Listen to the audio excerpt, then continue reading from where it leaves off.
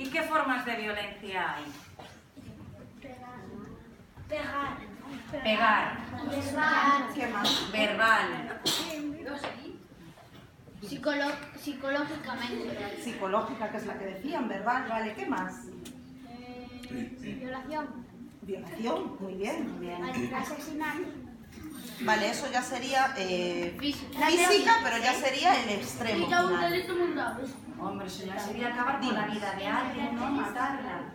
En las redes sociales, muy bien. Estáis bastante Sí, está muy enterado. muy enterados, ¿eh? Vale, pues la ley esa nos dice que hay 7 formas de violencia de género.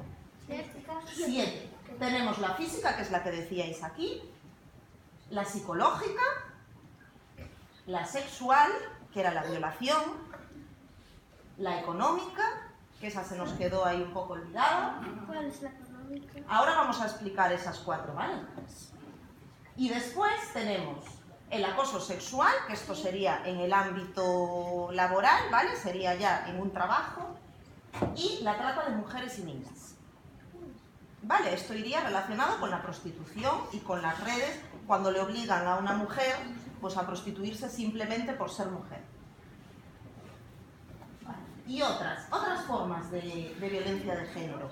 Esto lo que nos indica es que aunque no esté en el guión de la ley escrito, si está recogido en cualquier otra ley internacional o en cualquier protocolo, también estaría considerada violencia.